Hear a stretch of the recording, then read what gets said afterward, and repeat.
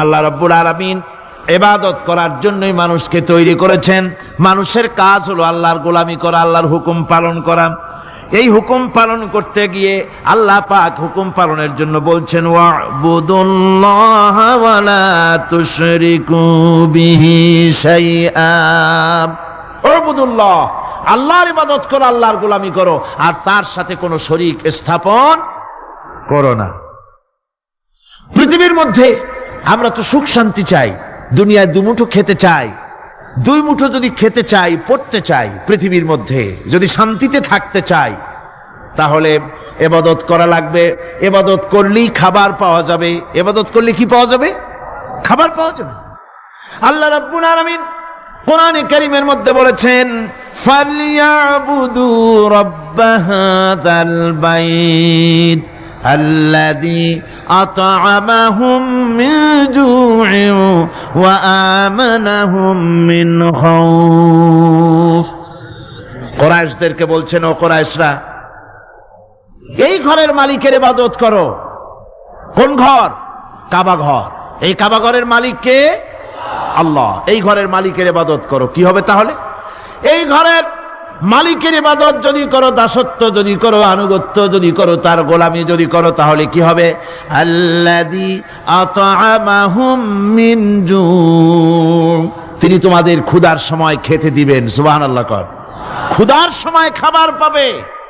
ওয়া আমানাহুম মিন খাউফ, আর যখন বিপদ আসবে, মুসিবত আসবে, সন্ত্রাস সৃষ্টি হবে, বিপদ মুসিবত আসবে, ভীতি আসবে, ভীতির সময় আমন আমান, নিরাপত্তা পয়দা করে দিবেন আল্লাহ সুবহানাহু ওয়া তাআলা এই ইবাদতের মাধ্যমে। সুতরাং আমার ইবাদত করো। আর যদি জান্নাতে যেতে চাও, কি বলেন, আমরা কি বেহেশতে যেতে চাই? আর যারা কথা কইলেন না, আমরা কি জান্নাতে যেতে চাই? অবশ্যই আল্লাহর জান্নাতে যেতে চাই। আল্লাহ পাক বলেন, আমার জান্নাতে যদি যেতে চাও, তাহলে ইবাদত করা ছাড়া পথ নাই। ফাদখুলি ফি ইবাদি ওয়াদখুলি জান্নাতি। আমার বান্দার মধ্যে শামিল হও, আমার গোলামির মধ্যে শামিল হও, আমার ইবাদত করো জীবনের সকল ক্ষেত্রে, আমার গোলামির মধ্যে শামিল হও, আমার জান্নাতে চলে যাও। সুবহানাল্লাহ ওয়া বিহামদিহি। আমার গোলাম হওয়া ছাড়া, আমার গোলামি করা ছাড়া জান্নাত পাওয়া যাবে না। আমার বন্ধুগণ, এবার আল্লাহ রাব্বুল আলামিন বলছেন, যদি আমার সঙ্গে দেখা করতে চাও, আল্লাহর সঙ্গে যদি কোনো বান্দা দেখা করতে চায়, আমরা আল্লাহরে দেখতে চাই কিনা? চাই কিনা আল্লাহকে দেখতে? আল্লাহ পাক বলছেন, আমারে যদি দেখতে চাও, ফামান কানা ইয়ারজু লিকা রাব্বিহি ফালইআমাল আমালান সালিহান ওয়ালা ইউশরিক বিইবাদাতি রাব্বিহি আহাদা। আমার সঙ্গে যদি দেখা করতে চাও, তোমাদের মধ্য থেকে কেউ যদি আমার সাথে দেখা করতে চায়, সে যেন ভালো কাজ করে, ভালো আমল করে, আর আমার ইবাদতের সঙ্গে কাউকে যেন শরীক না বানায়, তাহলেই আমার সঙ্গে কিয়ামতে দেখা হয়ে যাবে। জোরে বলেন সুবহানাল্লাহ। আল্লাহর সঙ্গে দেখা করতে হলে তার ইবাদত করতে হবে, গোলামি করতে হবে, এবং কাউকে শরীক স্থাপন করা যাবে না। এই গোলামি করতে হবে, ইবাদত করতে হবে কতদিন? আল্লাহ রাব্বুল আলামিন বলছেন, ওয়া'বুদ রাব্বাকা হাত্তা ইয়াতিয়াকাল ইয়াকিন। ইবাদত করো, গোলামি করো, যতক্ষণ পর্যন্ত নিশ্চিত সেই সময়টি এসে না যায়, তার মানে মৃত্যু পর্যন্ত আমার গোলামি করতে থাকো। মৃত্যু পর্যন্ত গোলামি হবে কার? আল্লাহ সুবহানাহু ওয়া তাআলা। সেই আল্লাহ পাকের গোলামি জীবনের সকল ক্ষেত্রে করতে হবে, মৃত্যু পর্যন্ত সব ক্ষেত্রে গোলামি হবে আল্লাহ। আল্লাহর গোলামি হচ্ছে আল্লাহ যা নিষেধ করেছেন তার থেকে ফিরতে হবে, আর যা আদেশ করেছেন সেগুলি মানতে হবে। যারা নিজেদের সৃষ্টির উদ্দেশ্য বোঝে না, আল্লাহর সামনে মাথা নত করার পরিবর্তে অহমিকতা করে, অহংকার করে, আল্লাহর সামনে মাথা নত করে না, ইবাদত করে না আল্লাহ, তাদের সম্পর্কে আল্লাহ রাব্বুল আলামিন বলছেন, ইন্নাল্লাযীনা ইস্তাকবিরুনা আন ইবাদাতি সায়াদখুলুনা জাহান্নামা দাখিরিন। যারা আমি আল্লাহর সঙ্গে অহংকার করে আমার ইবাদত করে না, আমার গোলামি করে না, আমার সামনে মাথা নত করে না, অহংকার অহমিকতা করে যারা জীবন চালায়, আমি কিয়ামতের দিন তাদেরকে লাঞ্ছিত করব আর জাহান্নামে পাঠাবো। যারা আল্লাহর গোলামি করবে না, আল্লাহর ইবাদত করবে না, অস্বীকার করবে আল্লাহর গোলামিকে, অহমিকতা করে চলবে, তাদের জায়গা হবে কোথায়? জাহান্নামের মধ্যে। সুতরাং মানুষের মর্যাদা বাড়ে আল্লাহর গোলামিতে। মর্যাদা বাড়ে কিসে? আল্লাহর গোলামিতে। গোলামি করলেই মর্যাদা বাড়বে। এই জন্য আল্লাহ পাক কোরআনের মধ্যে, কোরআনে কারিমের মধ্যে সবচেয়ে মাহবুব, আল্লাহ পাকের মাহবুব বান্দাদের কথা যখন বলেছেন তখন নাম নেন নাই, আব্দুল শব্দ ব্যবহার করেছেন, গোলাম বলেছেন, বান্দা বলেছেন। আমার বান্দা। বান্দা হচ্ছে মানুষের জন্য সবচাইতে বড় ডিগ্রি আল্লাহর পক্ষ থেকে। আলিম, ওলামা, পীর, বুজুর্গ, সাহাবী, পেগম্বর, নবী, রসুল, সবচাইতে বড় খিতাব হচ্ছে আব। আল্লাহর গোলাম হওয়া, আল্লাহর প্রিয় ডাক হচ্ছে আব। মানুষকে আল্লাহ যাকে সবচেয়ে বেশি ভালোবাসেন, যাদেরকে বেশি ভালোবাসেন, তাদেরকে আব বলেছেন। কি বলেছেন বলুন? আব, বান্দা। আল্লাহ পাক এই পৃথিবীতে সবচাইতে বেশি ভালোবেসেছেন কাকে? মুহাম্মদুর রাসূলুল্লাহ সাল্লাল্লাহু আলাইহি ওয়াসাল্লামকে। তাকে আল্লাহ পাক সবচাইতে বেশি ভালোবাসেন। এবার দেখুন আল্লাহ রাব্বুল আলামিন তার হাবিবকে কি নাম দিয়ে ডাকতেছেন? নাম নেন নাই, নবী এবং রাসূলও বলেন নাই। কোরআনে কারীমের ভিতরে রব্বুল আলামিন তার হাবিবকে আব বললেন। যেমন দেখুন, ইন কুনতুম ফি রাইবিম মিম্মা নাযালনা আলা আবদিনা, আমি যে কিতাব নাজিল করেছি আমার বান্দার উপরে, তোমাদের যদি সন্দেহ হয়, এই যে বান্দা আমার আব্দের উপরে নাজিল করেছি, এই আব্দকে মুহাম্মদ রাসূলুল্লাহ সাল্লাল্লাহু আলাইহি ওয়াসাল্লাম আব, অর্থাৎ সবচেয়ে প্রিয় ডাক হচ্ছে আল্লাহর পক্ষ থেকে বান্দার জন্য আব। স্নেহপূর্ণ নাম, স্নেহপূর্ণ ডাক, মহব্বতপূর্ণ ডাক। অন্য আয়াতে আমরা দেখতে পাই, তাবারাকাল্লাযী নাযালাল ফুরকানা আলা আবদিহি লিয়াকুনা লিল আলামিনা নাযীরা। অতীব বরকতপূর্ণ সেই মহান সত্তা যিনি তার বান্দার উপরে ফুরকান নাজিল করেছেন। হুজুরের নাম নেন নাই, রসুল বলেন নাই, বলেছেন আব। কি বলেছেন? আব, আমার বান্দা। এরপরে আল্লাহ রাব্বুল আলামিন অন্য আয়াতে বলেছেন, সুবহানাল্লাযী আসরা বিআবদিহি লাইলাম মিনাল মাসজিদিল হারামি ইলাল মাসজিদিল আকসা। সমস্ত দুর্বলতা, অক্ষমতা থেকে মুক্ত সেই মহান সত্তা যিনি তার বান্দাকে রাতের একটি অংশে ইসরা করিয়েছিলেন। এখানে আব বলে আল্লাহ পাক বুঝিয়েছেন কার কথা? কার কথা বুঝালেন? রাসূল করিম সাল্লাল্লাহু আলাইহি ওয়াসাল্লামের কথা, তার কথাই বুঝালেন, তিনি হচ্ছেন আব। সুতরাং আবদিয়ত, গোলামি, আল্লাহর গোলামি হলো জীবনের সবচাইতে বড় কথা। আল্লাহর গোলাম হওয়ার চাইতে বড় আর কিছু নাই পৃথিবীতে। আমরা হচ্ছে আল্লাহর গোলাম। জোরে বলেন আমরা কি? আমরা যে গোলাম, সে কথা বলতে মনে হয় কারো কারো একটু লজ্জা লাগে যে আমি চৌধুরী মানুষ বা অমুক একটা লোক, অমুক একজন সম্মানী লোক, গোলাম আমি, এটা বলা কি লজ্জার কথা। এরকম একটু মনে মনে কোনো অসুবিধা কারো হয় নাকি? জোরে কোন তো আমরা কি? কার গোলাম? সুবহানাল্লাহি বিহামদিহি, আল্লাহর গোলাম। আমরা এমন মহান সত্তার গোলাম, মহান সত্তার বান্দা, যার সমকক্ষ এই পৃথিবীতে কেউ নাই, আকাশেও কেউ নাই। প্রচন্ড ক্ষমতার মালিক এমন এক মহান সত্তার গোলাম আমরা। সুতরাং গোলামিটা করতে হবে সব ক্ষেত্রে। গোলামিটা হচ্ছে না আমাদের গোলামি হচ্ছে না। আমাদের জমিনে আমরা জমিন চাষ করি, আল্লাহর গোলামি সেখানে করি না। জমিন চাষ করতে গিয়ে, লাঙ্গল দিয়ে চাষ করতে গিয়ে পরের জমিনের আইল ঠেলে না, এমন এলাকা খুব কম আছে। অবশ্য চট্টগ্রামের কথা ভিন্ন, এখানে ঠেলাঠেলি করে না, এখানেও করে। তো কেমন গোলাম হলাম, জমিনে চাষ করতেছি, পরের জমিনের আইল ঠেলতেছি, যা নিষেধ করা হয়েছে আমরা সেটা করতেছি। আল্লাহ নিষেধ করছেন সুদ খেও না, আমরা সে সুদের মধ্যে যাচ্ছি। আল্লাহ নিষেধ করেছেন জুয়া খেলতে, সেই জুয়া খেলা হচ্ছে। মদ খেতে নিষেধ করেছেন, সেই মদ খাওয়া হচ্ছে। অর্থাৎ যা যা নিষেধ করা হয়েছে সমাজের মধ্যে সেগুলি বেশি করে চলতেছে, ঠিক কিনা? তাহলে কি বান্দা হতে পারলাম? বান্দা হতে পারি নাই, গোলাম হতে পারি নাই। গোলাম হতে হবে আল্লাহ পাকের। কি হতে হবে জোরে কোন? গোলাম হতে হবে জীবনের সকল ক্ষেত্রে। আল্লাহর হক বান্দার উপরে কি, আর বান্দার উপরে আল্লাহর হক কি, এ ব্যাপারে একটি হাদিস এসেছে।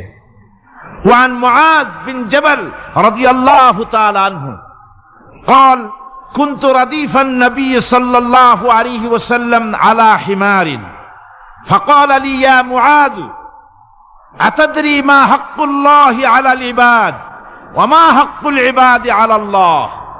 হযরত মুআজ বলছেন, আমি রাসূল করিম সাল্লাল্লাহু আলাইহি ওয়াসাল্লামের গাধার পৃষ্ঠে হুজুরের পেছনে বসা ছিলাম। হুজুর আমাকে জিজ্ঞেস করলেন, মুআজ তুমি কি জানো বান্দার উপরে আল্লাহর হক কি আর আল্লাহর উপরে বান্দার হক কি? কুলতু আল্লাহু ওয়া রাসূলুহু আ'লামু, বললাম আল্লাহ এবং তার রাসূল খুব ভালো জানেন। আমি কি করে জানবো? আল্লাহ এবং তার রাসূল খুব ভালো জানেন। قال حق الله على العباد أن يعبدوه ولا يشركوا به شيئا।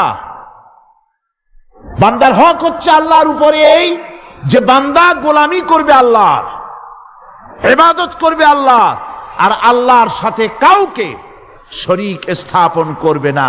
এটা হচ্ছে আল্লাহর উপরে কার হক? বান্দার হক। আর আল্লাহর হক হচ্ছে বান্দার উপর কি? ওয়া হাক্কুল ইবাদি আলাল্লাহ আল্লাহ ইউআযযিবা মান লা ইউশরিকু বিহি শাইআ।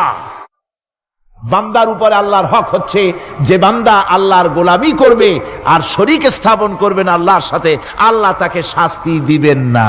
সুবহানাল্লাহ ওয়া বিহামদিহি। আল্লাহ তাকে আযাব দিবেন না, আল্লাহ তাকে শাস্তি দিবেন না। সুতরাং তাওহীদের আকীদা মজবুত হতে হবে। আখিরাতের কামিয়াবি এর উপরে নির্ভরশীল। আমরা যদি আখিরাতে কামিয়াবি চাই, কি বলেন, আখিরাতে কি আমরা জীবনের সফলতা চাই? জোরে বলেন, সফলতা চাই? আখিরাতের কামিয়াবি যদি চাই, জাহান্নাম থেকে যদি বাঁচতে চাই, বেহেশতে যদি যেতে চাই, তাহলে আকীদাকে মজবুত করতে হবে। আল্লাহর সাথে কাউকে শরীক স্থাপন করা যাবে না। এবং আল্লাহ সৃষ্টিকর্তা, কোরআনে পাকের শিক্ষা অনুযায়ী আল্লাহরে বিশ্বাস করি, এতটুকুন কথা বললেই তাওহীদের হক আদায় হয় না। তাওহীদের হক হচ্ছে আল্লাহ পাককে সৃষ্টিকর্তা, পালনকর্তা, বিধানদাতা, রিজেক দাতা, কল্যাণদাতা সবকিছু হিসাবে মানতে হবে। কাকে? আল্লাহ পাককে। জোরে সরে বলুন, কাকে মানতে হবে? সমস্ত ক্ষমতা হচ্ছে আল্লাহ। সমস্ত ক্ষমতা কার? আল্লাহর নাম নিতে শরম করে নাকি? তাহলে জোরে সরে কোন সমস্ত ক্ষমতা কার? আল্লাহ রাব্বুল আলামিনের এত বড় ক্ষমতা। সাগরকে নগর বানাতে পারেন, নগরকে সাগর বানিয়ে দিতে পারেন, এতিমকে রাষ্ট্রের মালিক বানায় দিতে পারেন, ধনীকে গরিব বানায় দিতে পারেন, গরিবকে ধনী বানায় দিতে পারেন, মৃত্যুকে জিন্দা করতে পারেন, জিন্দাকে মৃত্যু করে দিতে পারেন, পথের লোককে ধরে প্রেসিডেন্ট বানায় দিয়া ফুলের মালা দিয়া গলা থেকে পা পর্যন্ত ভরে দিতে পারেন। আবার আল্লাহ যদি নারাজ হয়ে যান, প্রেসিডেন্টের ফুলের মালার পরিবর্তে জুতার মালা গলায় দিয়া জেলখানার মধ্যে ঢুকাইয়া দিতে পারেন। তাহলে ক্ষমতাটা কার? বিশ্বাস করেন? সমস্ত ক্ষমতার মালিক আল্লাহ। আকীদা মজবুত হতে হবে। আমার মুসলমান ভাইরা, আকীদায় গড়বড় যদি হয়ে যায়, তাওহীদ বুঝতে যদি ভুল করেন, জীবন বরবাদ হয়ে যাবে। আর কিছু যদি না পারেন, অন্তত ঈমান ও আকীদাকে মজবুত করে যদি আল্লাহর দরবারে উঠতে পারেন, ফাকাদ ফাজা ফাওজান আযীমা। বিরাট কামিয়াবি আসবে কিয়ামতে যদি আকীদাটাকে মজবুত করে না ওঠা যায় আল্লাহর দরবারে। সেজন্য আমি কোরআন আমাদেরকে কি শিখালো সেই কথাই বলছি। আল্লামাল কোরআন। কোরআন কি শিখায়ছে? তাবিজ শিখায় নাই। কোরআন আমাদেরকে শুধুমাত্র মাথা ঝুলে ঝুলে তেলাওয়াত, এটা শিখায় না। কোরআন তেলাওয়াত করতে হবে, বুঝতে হবে, আমল করতে হবে। কোরআন শিখাচ্ছে। কে শিখাচ্ছে? কোরআন। তার মানে কে? আল্লাহ। কে শিখাচ্ছেন? আল্লাহ সুবহানাহু ওয়া তাআলা শিখাচ্ছেন। বান্দা শোনো ভালো করে, ওয়াইয়ামসাসকাল্লাহু বিদুররিন ফালা কাশিফা লাহু ইল্লা হুয়া।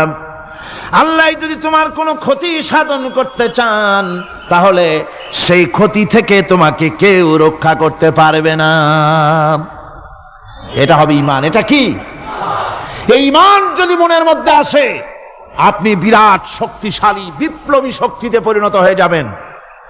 আপনার যদি ঈমান থাকে যে দুনিয়ার কোন গুলির উপরে, কোন বুলেটের উপরে যদি আমার নাম লেখা থাকে, সারা পৃথিবী ওই গুলিবিদ্ধ হওয়া থেকে আমাকে বাঁচাইতে পারবে না। আর কোন গুলির উপরে, কোন বুলেটের উপরে যদি আমার নাম লেখা না থাকে, তাহলে গোটা বিশ্ব একযোগে প্রচেষ্টা করেও আমাকে গুলিবিদ্ধ করতে, এটার নাম কি? ঈমান।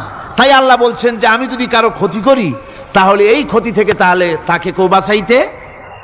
ওয়াইয়ামসাসকা বিখাইরিন ফাহুয়া আলা কুল্লি শাইইন কাদির।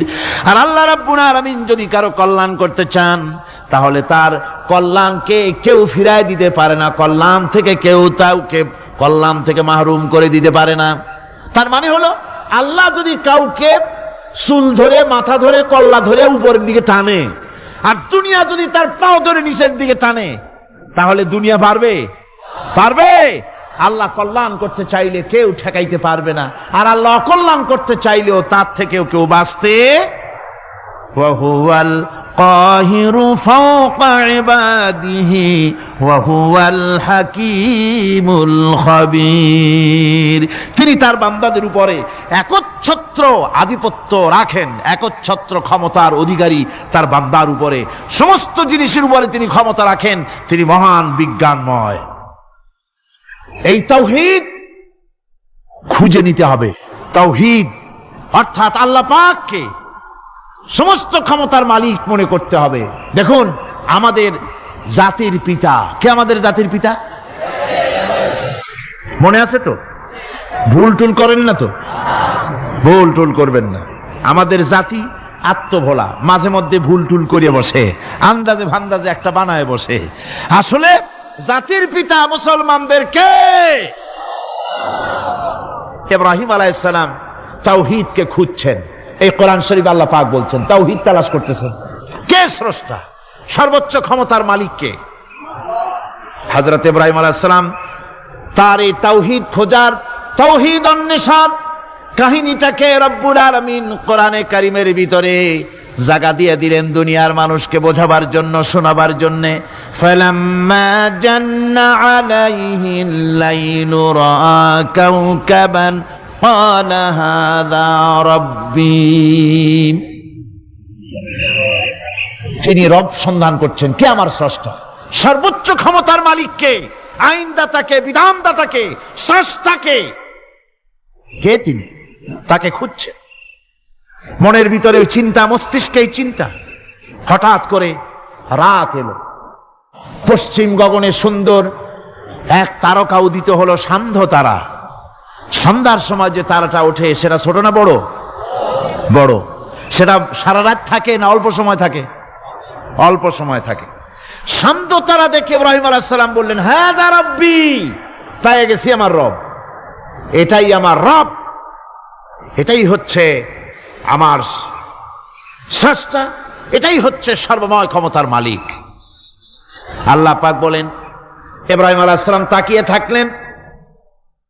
কিছুক্ষণ পরে এই তারকা যখন অস্তমিত হয়ে গেল, ইব্রাহিম আলাইহিস সালাম তখন বললেন, ফালাম্মা আফালা ক্বালা লা উহিব্বুল আফিলিন। যে জিনিস অস্তমিত হয়ে যায় তাকে আমি মহব্বত করি না, পছন্দ করি না, সে রব হতে পারে না। যে রব হবে তার আবার উদয়স্ত কিসের? কিছুক্ষণ পরে চন্দ্র উদিত হলো, চাঁদ দেখে ইব্রাহিম আলাইহিস সালাম বললেন, ফালাম্মা রাআল কমারা বাযিগান قال هذا ربي চাঁদ দেখে বললেন এটাই আমার রব, এটাই আমার স্রষ্টা, এটাই আমার বিধানদাতা। فلما أفل قال لئن لم يهدني ربي لأكونن من القوم الضالين। চাঁদ যখন অস্তমিত হয়ে গেল, ইব্রাহিম আলাইহিস সালাম তখন বললেন, আমার প্রকৃত পক্ষের যিনি প্রভু, যিনি আমার রব, তিনি যদি আমারে সত্যিকারের পথ না দেখান তাহলে আমি গোমরাহ হয়ে যাব, গোমরাদের পথভ্রষ্টের অন্তর্ভুক্ত হয়ে যেতে পারি। চিন্তা করতেছেন আমার রবকে, তারকা দেখলাম অস্তমিত হয়ে গেল, চাঁদ দেখলাম ডুবে গেল, তাহলে আমার রবকে। সকাল চলে যাওয়ার পর যখন দেখলেন পূর্ব দিগন্ত থেকে সূর্য উদিত হয়েছে ডগমগ করে, সূর্যকে দেখে তিনি বললেন, ফালাম্মা রা'a আশ-শামসা বাযিগাতান ক্বালা হাযা রাব্বী হাযা আকবার। সূর্যকে দেখে বললেন এটাই আমার রব, আর এটাই বড় রব। যেহেতু চাঁদের আলো ছিল স্নিগ্ধ, সূর্যের আলো অত্যন্ত প্রখর, চাঁদের দিকে তাকানো যেত, সূর্যের দিকে তাকানো যায় না, এটাই আমার রব এবং বড় রব। হযরত ইব্রাহিম আলাইহিস সালামের এই ভুলও ভেঙে গেল।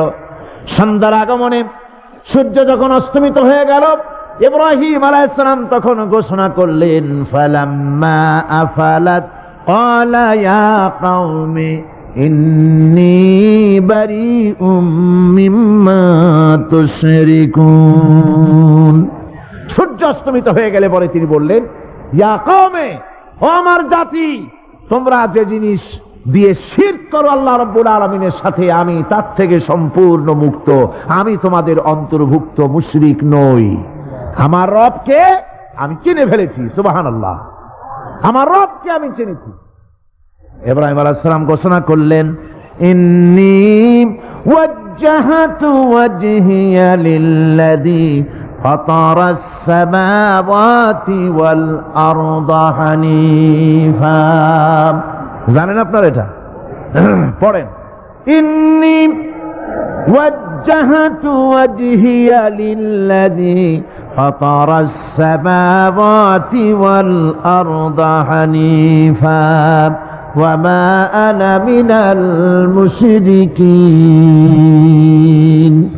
নিশ্চয়ই আমার এই মুখমণ্ডলকে ফিরাই দিলাম, দুনিয়ার সব দিক থেকে মুখ ফিরাইয়া আমার এই মুখ ফিরালাম সেদিকে, সেই স্রষ্টার দিকে যিনি আকাশ, জমিন, চন্দ্র, সূর্য, গ্রহ, নক্ষত্র, সৌররাজি, মানব মণ্ডলী সব কিছুকে যিনি সৃষ্টি করেছেন, আমি তার দিকে আমার মুখকে ফিরিয়ে দিলাম।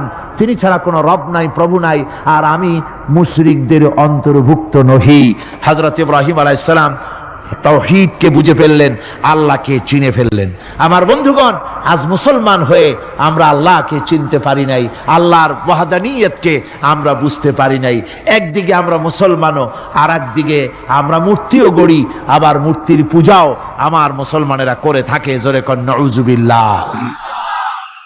ভাস্কর্যের নাম করে মূর্তি তৈরি করা হচ্ছে বিভিন্ন জায়গায়, হচ্ছে না? আমার ভাইয়েরা, ভাস্কর্যের নাম করে, চেতনার নাম করে শহরে শহরে, বিশ্ববিদ্যালয়ের অঙ্গনে মূর্তি বানানো হতেছে, আর বলা হচ্ছে অমুক চেতনা, এটা অমুকের চেতনা, তমুকের চেতনা, এটা ভাস্কর্য বলা হতেছে। আসলে সমস্ত মূর্তি হতেছে মূর্তি। এই মূর্তিগুলি বিনাশ করার জন্যই আল্লাহর নবী এসেছিলেন। হুজুরকে প্রশ্ন করা হয়েছে, লিমা বয়স্তা, কেন প্রেরিত হয়েছেন, দুনিয়ায় কেন এসেছেন? নবী বলেছেন, বয়স্তু লিকাসরিল আসনাম, এসেছি পৃথিবীর বুকে মূর্তি বিনাশ করার জন্য। জোরে বলেন সুবহানাল্লাহ। মূর্তি ধ্বংস করার জন্য এসেছি। আল্লামা ইকবাল, বিশ্ব কবি, কবি সম্রাট আল্লামা ইকবাল বলছেন, বুত সেকন উঠ গয়ে বাকি জু রহে বুতগর হ্যাঁ, बुत शकन उठ गए बाकी जू रहे बुतगर है, था बिराहिम पिदर और पिसर आजर है। बुत शकन उठ गए, যারা প্রতিমা ভাঙতে এসেছিল পৃথিবীতে তারা বিদায় হয়ে গিয়েছেন। আজকে যারা বেঁচে আছে তারা ইসলামের নামে, মুসলমানের নামে প্রতিমা তৈরি করছে, মূর্তি তৈরি করছে। থা ইব্রাহিম পিতার আর পিসার আজর হয়। এক সময় ছিল এমন যখন আজরের ঘরে ইব্রাহিম পয়দা হয়েছে, আর আজ ইব্রাহিমের ঘরে আজর পয়দা হচ্ছে। বন্ধুগণ, আল্লাহর ইবাদত পরিপূর্ণভাবে আল্লাহর জন্যই হতে হবে। মূর্তির সাথে, মূর্তি তৈরি করার সংস্কৃতির সাথে মুসলমানদের কোনো সম্পর্ক থাকতে পারে না। জোরে বলেন, পারে? পারে না। বিশ্ববিদ্যালয়ের অঙ্গনে, রাস্তার মোড়ে মোড়ে চেতনার নাম করে মূর্তি যারা বানাচ্ছেন গায়ের জোরে, আল্লাহর কসম, আল্লাহর দরবারে উঠতে হবে একদিন, সেদিন মজা টের পাবে। কারে বলে চেতনা? মূল চেতনা তো সেদিন জাগ্রত হবে। আজকে তো আসল চেতনা আসে নাই, চেতনা হবে সেই দিন। চেতনা কারে কয়? চেতনা কত প্রকার এবং উহা কি কি উদাহরণ সহরে বুঝাইয়া দেওয়া হবে। আমার ভাইরা, মাথা জায়গায় যেয়ে দেখবেন কি, শুধু মাথাই দেখবেন, আপনারও একটা মাথা, দেখবেনও মাথা। আল্লাহ পাক তো গোটা ময়দান ভরে দিয়েছেন, আলহামদুলিল্লাহ। আমি প্রথম দিন বলেছিলাম, কোরআনের মাহফিলের চাইতে শ্রেষ্ঠ মাহফিল আল্লাহর আকাশের নিচে জমিনের উপরে আর নাই। হাদিস শরীফের ভিতরে এসেছে, এই মাহফিলে যখন আপনি আসতেছিলেন, হাজার হাজার ফেরেশতা আপনার পেছনে পেছনে এসেছে, আপনার আমল নামায় নেকি লিখেছে। রাসূলুল্লাহ বলছেন, বান্দারা যখন কোরআন শোনার জন্য, আল্লাহর জিকিরের জন্য, কোরআনের জন্য যখন বসে যায়, আল্লাহর রহমতের ফেরেশতারা মাহফিলের চতুর্দিকে তারা ঘিরে দাঁড়িয়ে যায় আকাশ পর্যন্ত। এই মাহফিল ঘেরাও হয়ে আছে ফেরেশতা দিয়া। কি দিয়া? কার কথা? আল্লাহ রাসূলের কথা। ফেরেশতা দিয়ে গোটা মাহফিল ঘেরাও হয়ে আছে, আকাশ পর্যন্ত তারা দাঁড়িয়ে আছে। ফেরেশতারা বলতে থাকে, রব্বুল আলামিন, তোমার বান্দারা যতক্ষণ রাস্তায় ছিল ততক্ষণ নেকি লিখেছি, এখন মাহফিলে বসে গেছে, এখন কি করি? আল্লাহ পাক বলেন, আমার ফেরেশতারা, আমার বান্দারা যতক্ষণ মাহফিলে বসে থাকবে, ওদের প্রত্যেক শ্বাস এবং প্রশ্বাসের বিনিময় 10-10 করে নেকি লিখতে থাকো। প্রত্যেকটি শ্বাস প্রশ্বাসের বিনিময় নেকি লেখা হচ্ছে। সুবহানাল্লাহ। আপনারা পাড়ায় জান্নাতে বসে আছেন। মাজালিসুল ইলম হিয়া রাউযাতুম মিন রিয়াদিল জান্নাহ, এটা জান্নাতের টুকরায় আপনারা বসে আছেন। জোরে কোন সুবহানাল্লাহ। কারো বাপের কথা বলা হচ্ছে না, কার্ল মার্কসের কথা নয়, লেনিনের কথা নয়, পৃথিবীর কোন মানুষের কথা নয়, কথা হচ্ছে আমার আল্লাহর কথা। কার কথা? আর হচ্ছে তার হাবিব বিশ্ব নবী জনাব মুহাম্মদ রাসূলুল্লাহ সাল্লাল্লাহু আলাইহি ওয়াসাল্লামের কথা। আমার ভাইয়েরা, সুতরাং তাওহীদ, তাওহীদ, তাওহীদকে বুঝতে হবে, বিশ্বাস করতে হবে, তাওহীদের উপরে জীবন গড়তে হবে। তাওহীদ হচ্ছে বিশ্ব মানবতার জন্য ঐক্যের প্রতীক।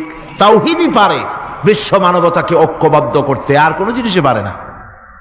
আমার ভাইরা, কোরআনে কারীম বলছে, কুল ইয়া আহলাল কিতাবি তাআলাউ ইলা কালিমাতিন সাওয়াইম বাইনানা ওয়া বাইনাকুম আল্লা না'বুদা ইল্লাল্লাহ। ঐক্যের কথা, বিশ্বব্যাপী মানব মণ্ডলীর ঐক্যের কথা, ইউনিটির কথা, স্বাধীনতার গ্যারান্টির কথা, মানবতার কথা, মানুষকে বেঁচে থাকার কথা। হে নবী বলুন, হে আহলে কিতাবেরা, এসো তোমরা, আমরা, তোমরা আর আমরা এমন একটা কথায় ঐক্যবদ্ধ হই যা তোমাদের জন্য আর আমাদের জন্য সমভাবে প্রযোজ্য। কথাটা কি?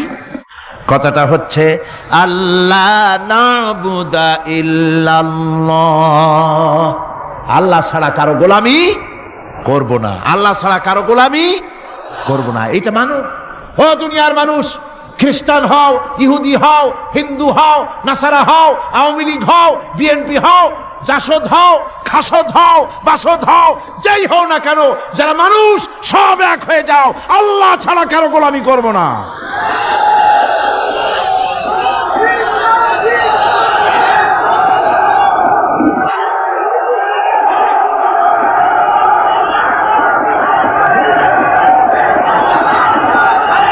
এটাই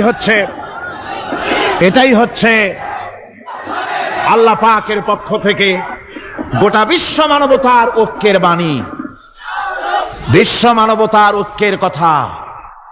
আল্লাহ না'বুদা ইল্লাল্লাহ, আল্লাহ ছাড়া কারো গোলামি করব না। এ কথা মানতে কারো অসুবিধা আছে? তিনি স্রষ্টা সুবহানাহু ওয়া তাআলা। তিনি বলছেন, পৃথিবীর মানুষেরা তোমাদের সৃষ্টি করেছি আমি, সুতরাং ঘোষণা করো আল্লাহ ছাড়া কারো গোলামি করব না। সকলের জন্য কি সুন্দর কথা, সাওয়াইম বাইনানা ওয়া বাইনাকুম, তোমাদের জন্য আর আমাদের জন্য সমান। তোমরাও আল্লাহরে মানো, আমরাও আল্লাহরে মানি, সুতরাং আল্লাহর গোলামি করতে অসুবিধা কোথায়? ওয়ালা নুশরিকা বিহি শাইআ, আর আল্লাহর সাথে কারো শরীক স্থাপন করো না। ওয়ালা ইয়াত্তাখিযা বা'দুনা বা'দান আরবাবাম মিন দুনিল্লাহ, আর আল্লাহ ছাড়া কাউকে রব বলে মেনে নেব না, সুপার পাওয়ার বলে মেনে নেব না, আইনদাতা বিধানদাতা হিসেবে মেনে নেব না। এই কথা যদি জগৎবাসী স্বীকার করত, আপনার স্বীকার করলে পরে ইউএনও লাগবে না, ইউনাইটেড নেশনস অর্গানাইজেশন লাগবে না, সেন্টো লাগবে না, সিয়াটো লাগবে না, আসিয়ান লাগবে না, সার্ক লাগবে না, কিচ্ছু লাগবে না। এই তিনটা কথা মানলেই সারে দুনিয়াবাসী। কয়টা কথা? আজকে শান্তি হয়ে গেছে পৃথিবীর মানুষের কাছে। সোনার হরিণ, সোনার হরিণ আছে নাকি? নাই। সোনার হরিণ যেমন ঘোড়ার ডিম, ঘোড়ার ডিম বোঝেন তো, নামে আছে কাজে নাই। সোনার হরিণ ওই রকম। শান্তি আজকে পৃথিবীর মানুষের কাছে সোনার হরিণ। শান্তির জন্য কত চেষ্টা করলো পৃথিবীর মানুষ। লিগ অব নেশনস তৈরি হলো, ইউনাইটেড নেশনস অর্গানাইজেশন তৈরি হলো, সেন্টো সিয়াটো আসিয়ান সার্ক, কত কিছু হলো। 7টা দেশ মিলে সার্ক তৈরি করলো। শান্তির জ্বালায় আমরা অস্থির নাকি আমার বন্ধুগণ? সুতরাং আজকে 3টা কথায় পৃথিবীর শান্তি ফিরে আসতে পারে। কয়টা কথা? মাত্র 3টি কথায় এই উত্তপ্ত পৃথিবী, অশান্ত পৃথিবী, পৃথিবীর এই অশান্তিময় প্রজ্বলিত পৃথিবী, মানুষেরা যেখানে জ্বলছে আর জ্বলছে, সেই পৃথিবীতে শান্তি আসতে পারে মাত্র 3টি কথায়। আল্লাহ না'বুদা ইল্লাল্লাহ, আল্লাহ ছাড়া কারো গোলামি করব না, আর আল্লাহর সাথে কাউকে শরীক স্থাপন করব না, আল্লাহ ছাড়া কারো প্রভুত্ব মানব না। 3টা কথায় পৃথিবীতে আবার শান্তি ফিরে আসতে পারে। সুতরাং আমি তাওহীদের কথা আপনাদের বলতেছিলাম। কিসের কথা বলতেছি? তাওহীদ। তাওহীদ প্রতিষ্ঠিত হলে কেউ কারো উপরে প্রভুত্ব করতে পারবে না। এখন আল্লাহর তাওহীদের স্বরূপ ছোট্ট একটি সূরার মধ্যে ফুটে উঠেছে। আল্লাহর প্রভুত্ব কায়েম হলে অসুবিধা হয় না কেন? কারণ হলো দুনিয়ায় মানুষ যত আছে, সমস্ত মানুষের দুর্বলতা আছে। আছে যার দুর্বলতা। আমি এই দৃষ্টান্তটা আরো 1 বছর মনে হয় এখানে দিছিলাম, আবারও বলি। সেটা হলো এই যে এই চট্টগ্রামে মেয়র পদে নির্বাচনের কি কয়, সিটি কর্পোরেশনের নির্বাচন আসছে না?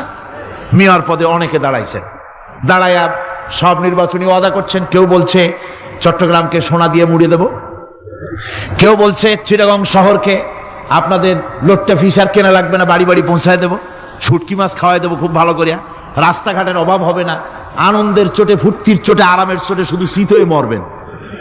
বুঝলেন? নানান রকমের ওয়াদা করছেন তারা। এই নির্বাচনী ওয়াদা করা হচ্ছে। আজ একজন মেয়রকে যদি দায়িত্ব দেওয়া হয় যে চট্টগ্রামে 6 বছরের যত বাচ্চা আছে, এই বাচ্চাদের মধ্যে কমলা লেবু বিতরণ করতে দায়িত্ব দিলাম আপনাকে, আপনি একজন মেয়র পদ প্রার্থী, 40 ট্রাক কমলা সিলেট থেকে আনা হয়েছে, সব বাচ্চাদেরকে, 6 বছরের বাচ্চাদেরকে একটা একটা করে দিবেন।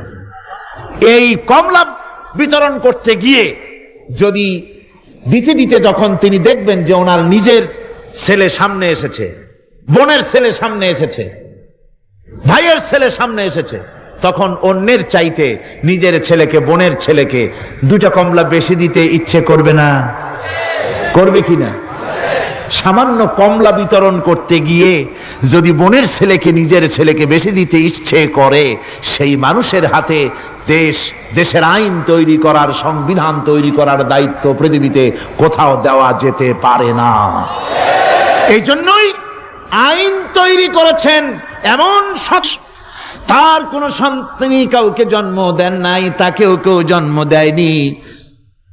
আকাশ এবং জমিনে তার সমকক্ষ কেউ নাই। তিনি কারো মুখাপেক্ষী নন, তিনি কাউকে জন্ম দেন নাই, তাকেও কেউ জন্ম দেয়নি। আকাশ আর জমিনে তার সমকক্ষ কেউ নেই। সুতরাং ওই আল্লাহ সুবহানাহু ওয়া তাআলা তাকে মানতে হবে, তার কথাই শুনতে হবে, তার গোলামি করতে হবে। তাহলেই শান্তি আসবে, আল্লাহর মেহেরবানি আসবে জীবনের সকল ক্ষেত্রে। আল্লাহ মাত্র এক, তার ক্ষমতা গুণাবলীতে কোনো অংশীদার নাই। আল্লাহ কয়জন? আল্লাহ কয়জন? এক আল্লাহ, অদ্বিতীয়, তার কোনো শরীক নেই, তার কোনো অংশীদার নেই। কোরআনে কারীম আল্লাহ রাব্বুল আলামিন বলছেন, وَجَعَلُوا لِلَّهِ شُرَكَاءَ الْجِنَّ وَخَلَقَهُمْ وَخَرَقُوا لَهُ بَنِينَ وَبَنَاتٍ بِغَيْرِ عِلْمٍ। এখনি কথা জানা সত্ত্বেও আল্লাহর সাথে শরীক বানায়ো না, আল্লাহর সাথে কাউকে অংশীদার বানায়ো না। তার কোনো ছেলে নাই, মেয়ে নাই, অথচ তিনি সবাইকে সৃষ্টি করেছেন। সুবহানাহু ওয়া তাআলা আম্মা ইয়াসিফুন। পবিত্রতা সেই আল্লাহ পাকের, এবং তিনি তার সম্পর্কে যে চিন্তা করে লোকেরা যা কিছু বলে, এর থেকে আল্লাহ পাক ঊর্ধ্বে।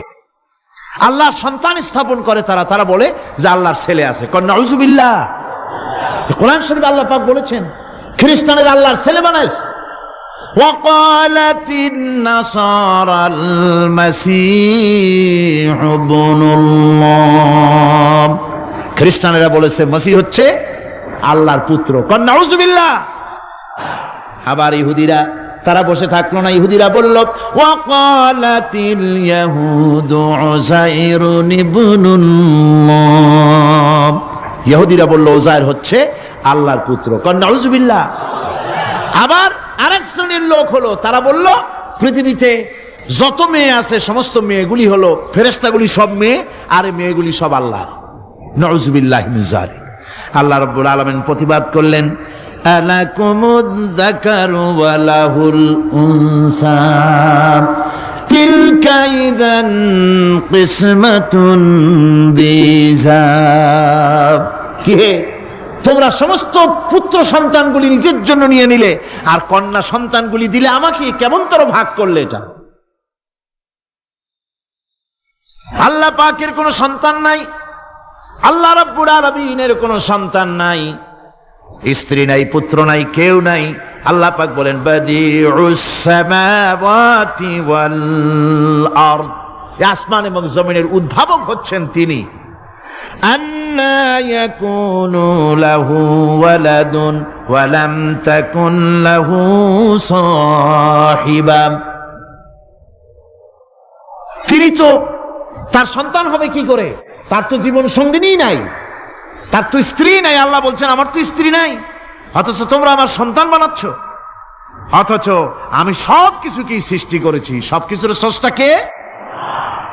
যালিকুমুল্লাহু রাব্বুকুম লা ইলাহা ইল্লা হুয়া খালিকু কুল্লি শাইইন ফা'বুদুহু ওয়া হুয়া আলা কুল্লি শাইইন কাদির।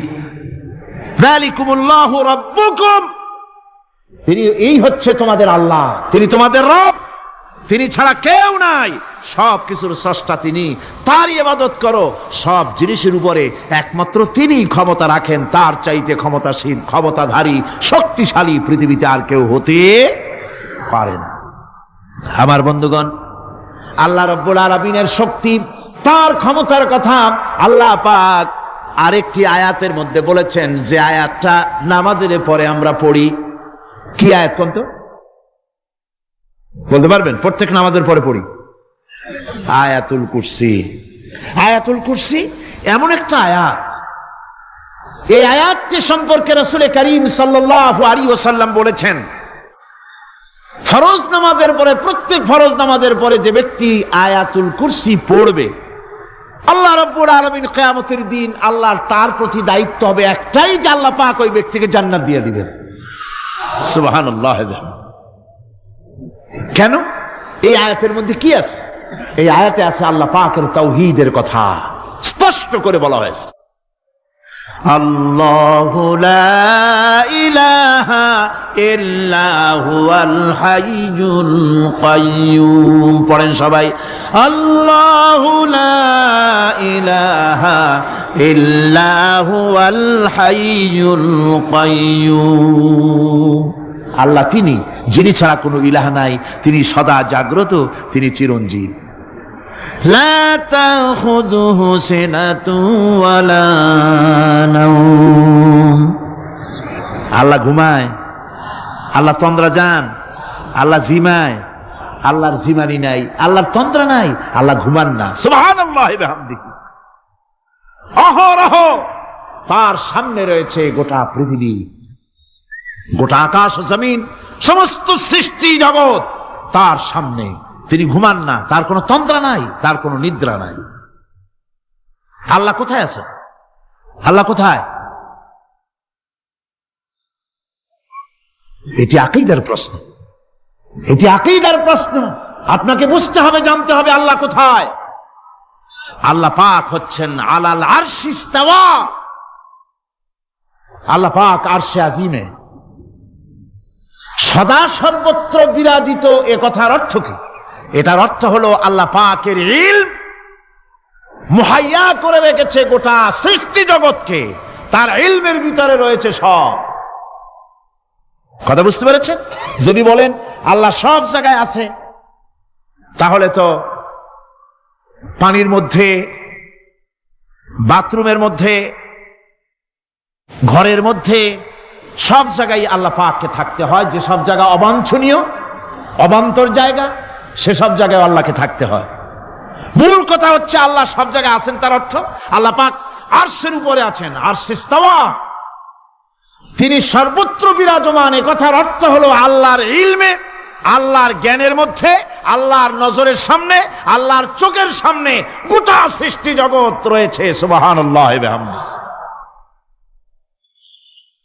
সুতরাং তার ঘুম নাই, তার নিদ্রা নাই, তার তন্দ্রা নাই। তাই বলে মাঝে মধ্যে খুব ক্লান্ত হন নাকি? না, ক্লান্তি তাকে স্পর্শ করে না। আল্লাহ পাক বলেন, লাহু মা ফিস সামাওয়াতি ওয়া মা ফিল আরদ। আকাশ আর জমিন কার? মান যাল্লাযী ইয়াশফাউ ইনদাহু ইল্লা বিইযনিহি। আল্লাহ পাক বলছেন, কে আছে এমন তার দরবারে তার অনুমতি ব্যতীত সুপারিশ করতে পারে এমন অধিকারও কারো নাই। কিয়ামতের দিন অনেকে মনে করে তো যে অনেক হুজুরদের কাছে মুরিদ হয়ে গেছি, আমারে আর পায় কেডা। কিয়ামতের দিন হুজুররা একজনে ধরবে এক হাত, আর এক হুজুরে ধরবে আর এক হাত, আর দুই হুজুরে ধরবে দুই ঠ্যাং, এরকম চ্যাংদোলা করে ফিকে মারবে, জান্নাতের বারান্দায় গিয়ে মামু বাড়ির মতো সবরিকো লাগাবো। এত সহজ না, এত সহজ নয়। আল্লাহ পাকের পারমিশন ছাড়া কোন পয়গম্বর আল্লাহর সামনে কথা বলতে সাহস পাবেন না। সুবহানাল্লাহ ওয়া বিহামদিহি।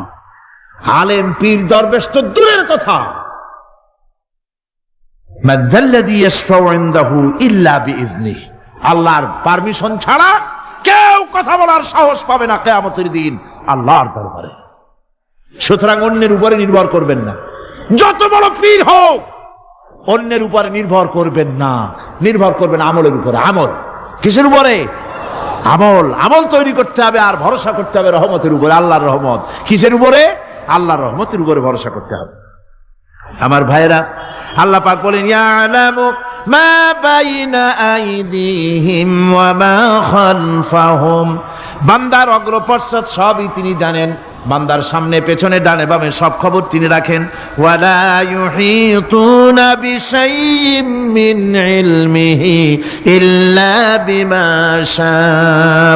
আল্লাহর জ্ঞাত বিষয়সমূহের মধ্যে মানুষের কোনো অধিকার নাই আল্লাহর জানা বিষয়গুলি আয়ত্ত করে, এমন অধিকার কোনো মানুষের নাই। তবে আল্লাহ ইচ্ছে করে যদি কিছু তার নিজের জ্ঞান থেকে জানান, সেটা স্বতন্ত্র কথা।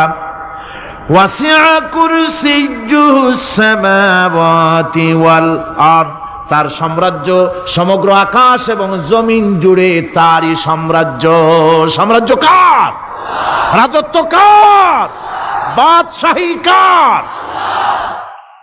ওয়ালা ইয়াউদুহু হিফযুহুমা ওয়া হুয়াল আলিয়্যুল আযীম। এই সবের রক্ষণাবেক্ষণ এমন কোন কঠিন নয় যা তাকে ক্লান্ত করে দিতে পারে। সুবহানাল্লাহি ওয়া বিহামদিহি। আকাশ এবং জমিন, সমস্ত সৃষ্টি জগৎ, এগুলি এমন কোন ব্যাপার না আল্লাহর কাছে যেগুলি সব কন্ট্রোল করতে গিয়ে তিনি ক্লান্ত হন, শ্রান্ত হন, বিশ্রাম নিতে হয় না। এগুলি কোনো ক্লান্তি শ্রান্তি আল্লাহ পাককে স্পর্শ করেন না।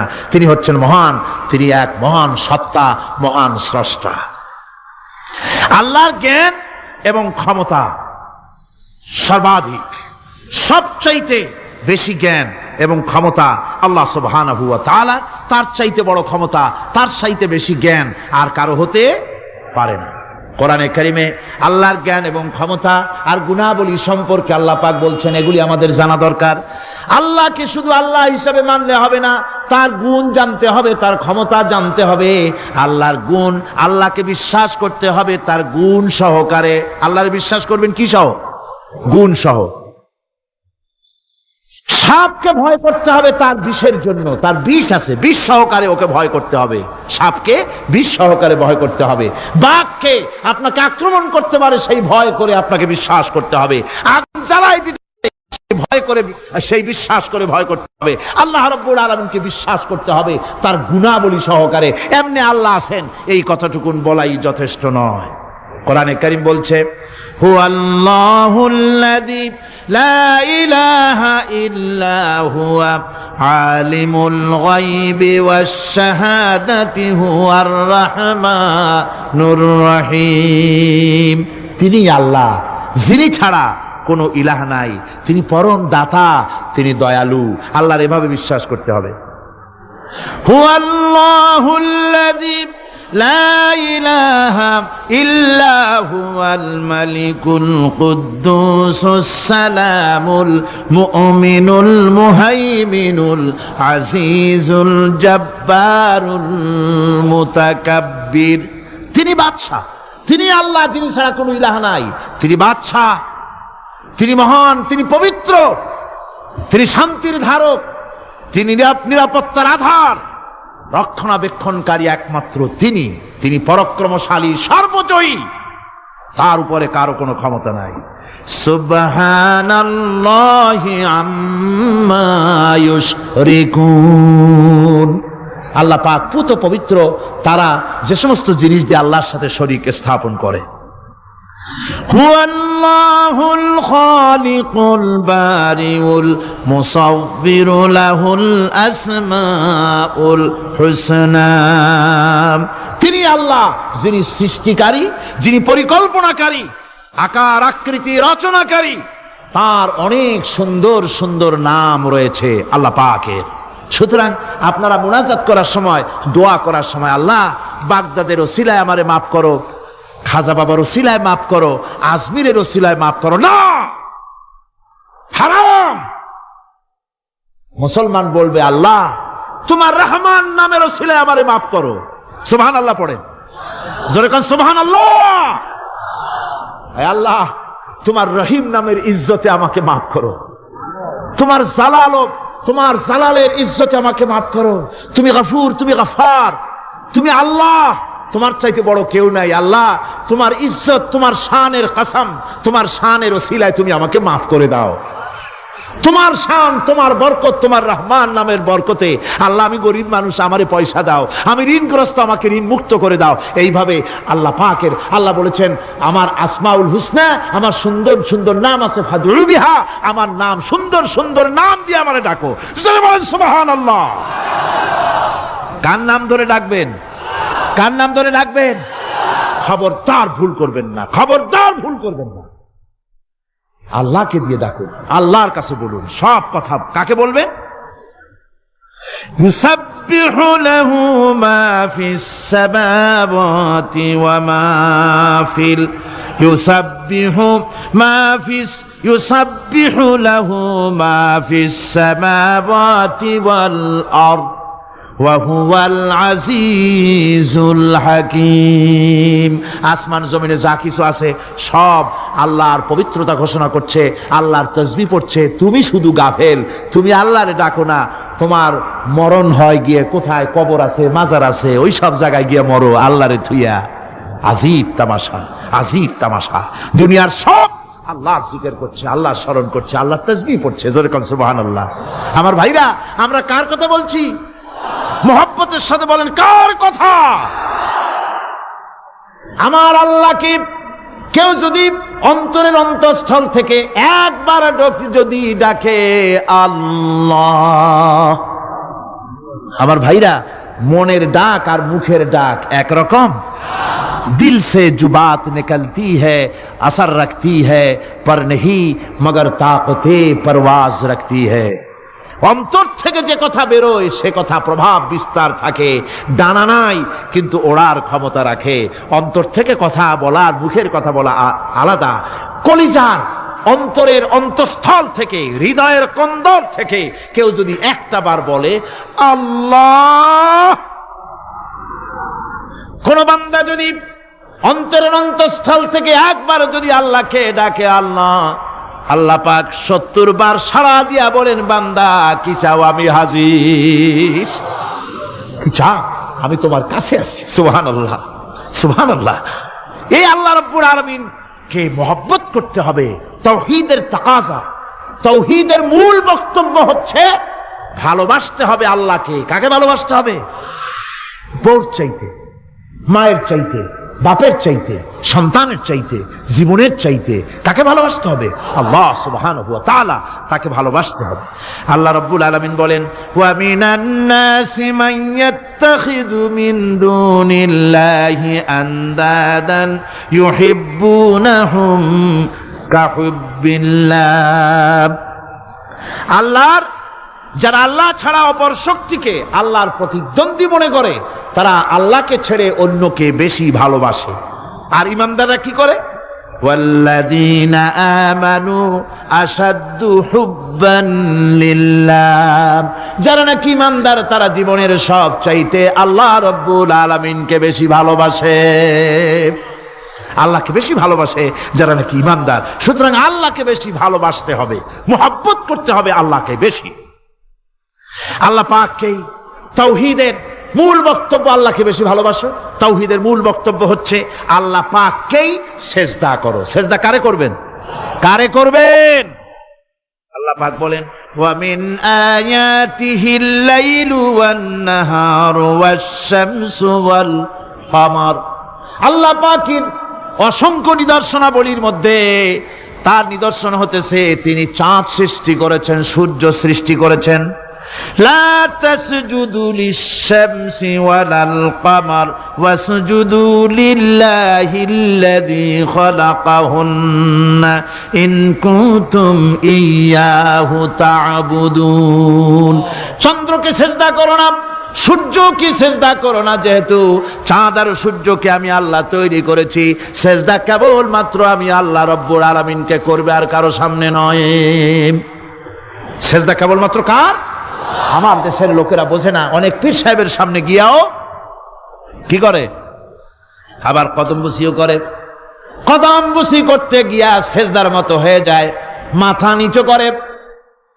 যে ব্যক্তি কদম বুসি করতে গিয়া মাথা নিচু করলো আর যার করলো সে যদি বাধা না দিল, তাহলে সে কদম বুসি যে করলো আর বাধা যে দিল না, দুইজন কুফরির মধ্যে শামিল হয়ে গেল। সেজদা কাউকে করা যাবে না আল্লাহ ছাড়া। কাকে করতে হবে? একবার রাসূল করিম সাল্লাল্লাহু আলাইহি ওয়াসাল্লাম যাচ্ছিলেন পথ দিয়া, জঙ্গল থেকে একটা উট বেরিয়ে এসে হুজুরের পায়ের উপরে চুমা খাইলো, সেজদার মতোই করলো। সাহাবায়ে কেরাম বলেন, ইয়া রাসূলুল্লাহ, জঙ্গলি উটের কি খুশকিসমত, হুজুরের পায়ের উপরে চুমা খাইলো, মাথা লাগালো।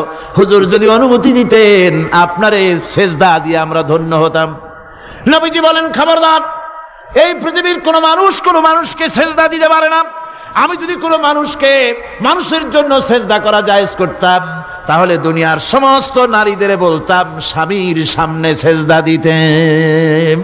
সেজদা হবে কেবলমাত্র কার? আর কারো হতে পারে না। সুতরাং আল্লাহ কি সেজদা দিতে হবে? তাওহীদের মূল বক্তব্য, আল্লাহকে ভালোবাসো, আল্লাহরে সেজদা দাও, আর নামাজ প্রতিষ্ঠা করো। কি করো? ওয়া নাখতারতুকা ফাসতামি' লিমা ইউহা, আমি তোমাকে নবী হিসাবে বেছে নিয়েছি, সুতরাং কান পেতে কান লাগায়া ওহীর কথাগুলা শোনো। কি কথা? ইন্নানি আনাল্লাহ লা ইলাহা ইল্লা আনা। ওহীর কথাগুলি কান পেতে শোনো, নিশ্চয়ই আমি আল্লাহ, আমি ছাড়া কোনো ইলাহ নাই।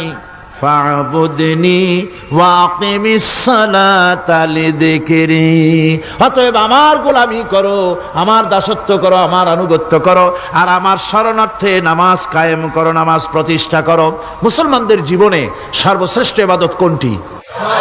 চিল্লায় কোন কোনটি? আহা, এই নামাজ সর্বশ্রেষ্ঠ ইবাদত। যে নামাজ, সেই নামাজ আমার দেশের মুসলমানেরা ট্রেনে দেখবেন, ট্রেনে যখন যান দেখবেন নামাজের রক্ত হলে কয়টা মুসলমানের নামাজ পড়ে। লঞ্চে যান, স্টিমারে যান, দেখবেন কয়জনে নামাজ পড়ে। বাজার ঘাটে যান, দেখবেন কয়জনে নামাজ পড়ে। নামাজ নাই, নামাজ নাই। লা দীনা লিমান লা সালাতা লাহু, যে ব্যক্তি নামাজ পড়ে না তার কাছে ধর্ম নাই, ঈমান নাই, কিচ্ছু নাই। যে ব্যক্তি ইচ্ছে করে, মান তারাকা সালাতান মুতাআম্মিদান ফাকাদ কাফারা, যে ব্যক্তি ইচ্ছে করে নামাজ ছেড়ে দিল সে কাফের হয়ে গেল। জোরে বলেন কি হয়ে গেল? সে কুফরি করল। আল্লাহ নবী বলেছেন, যে ব্যক্তি ইচ্ছে করে নামাজ ছেড়ে দেয়, আল্লাহ রাব্বুল আলামিন আর তার রাসূলের সাথে তার সমস্ত সম্পর্ক ছিন্ন হয়ে যায়, কোনো সম্পর্ক আর থাকে না। এই নামাজ, নামাজ রাসূল কারীম ইন্তেকালের সময় শেষ কথা বলেছেন, স্ত্রীর কথা না, মেয়ের কথা না, আত্মীয়দের কথা না, জীবনের শেষ কথা সালাত, আসসালাতু মা মালাকাত আইমানুকুম।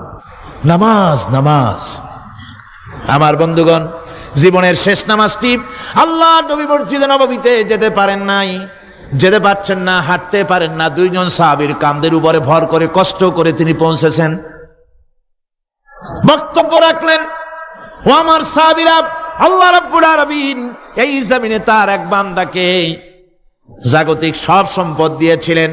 সেই বান্দা জাগতিক সমস্ত সম্পদকে উপেক্ষা করে এক আল্লাহর সঙ্গে দেখা করার জন্য প্রস্তুতি নিয়েছেন। কথার অর্থ কেউ কিছু বুঝলো না। হযরত আবু বকর রাদিয়াল্লাহু তাআলা আনহু কাঁদতে কাঁদতে বেখতার হয়ে যাচ্ছেন, কাঁদতে কাঁদতে পাগলের মতো হয়ে যাচ্ছেন। সাহাবীরা মনে চিন্তা করলেন, আবু বকর বুড়ো মানুষ, এত কাঁদে কেন? হুজুর কার না কার কথা বললেন?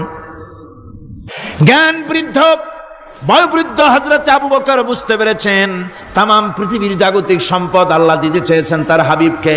তার হাবিব সমস্ত সম্পদকে উপেক্ষা করে মাওলার সঙ্গে দিদার করার জন্য প্রস্তুতি নিয়েছেন।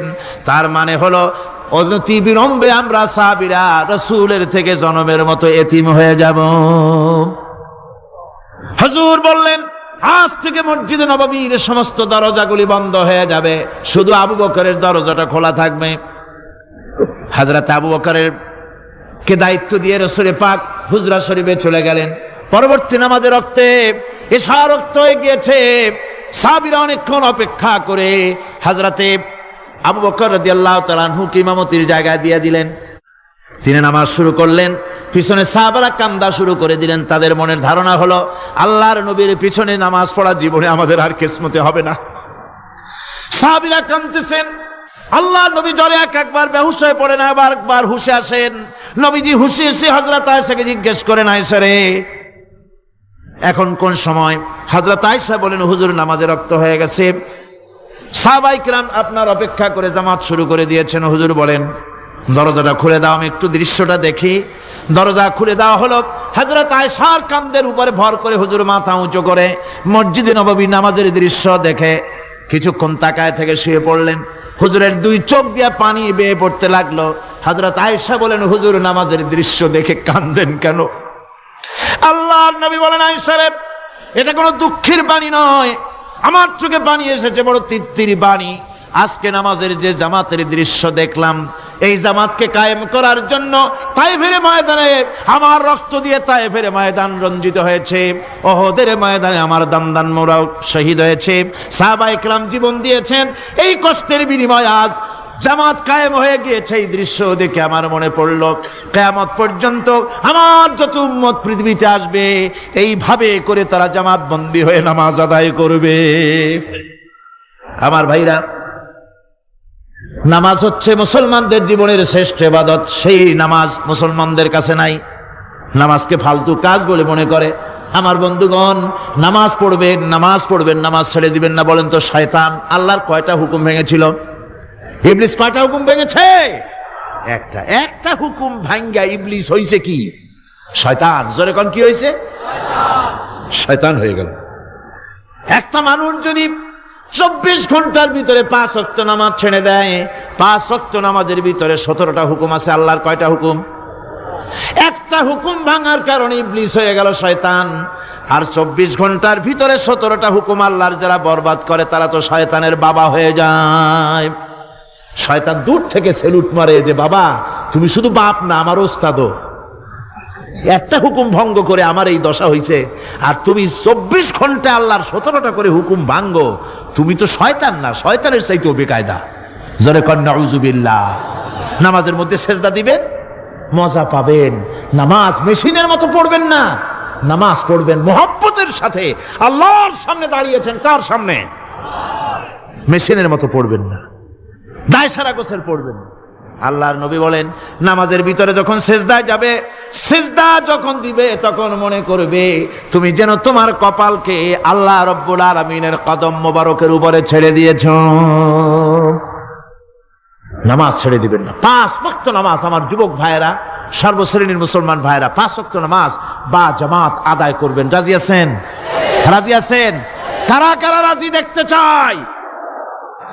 আলহামদুলিল্লাহ, হাত নামান। ربنا ظلمنا أنفسنا وإن لم تغفر لنا وترحمنا لنكونن من الخاسرين ربنا لا تزغ قلوبنا بعد إذ هديتنا وهب لنا من لدنك رحمة إنك أنت الوهاب أي الله تعالى হাজার হাজার মুসলমান নরনারী ঠান্ডাকে উপেক্ষা করে তোমার দ্বীনের কথা শোনার জন্য, কোরআনে কারীমের কথা শোনার জন্য এই মাঠে এসে হাজির হয়েছে। আল্লাহ তুমি দয়া করে মেহেরবানি করে আলোচনার সওয়াবটুকু হুজুরে পুরনূর সাল্লাল্লাহু আলাইহি সাল্লামের রূহ মুবারকে পৌঁছে দাও।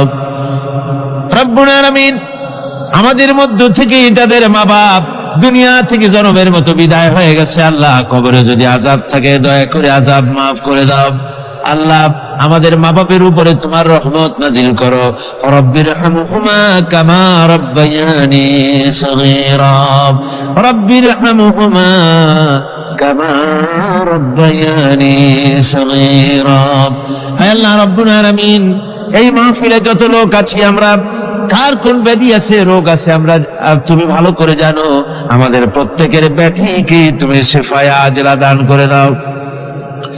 اللهم حبب إلينا الإيمان وزينه في قلوبنا وكره إلينا الكفر والفسوق والعصيان واجعلنا من الراشدين ربنا تقبل منا إنك أنت السميع العليم وتب علينا إنك أنت التواب الرحيم سبحان ربك رب العزة عما يصفون وسلام على المرسلين الحمد لله رب العالمين واجعل آخر كلمتنا عند الموت لا إله إلا الله محمد رسول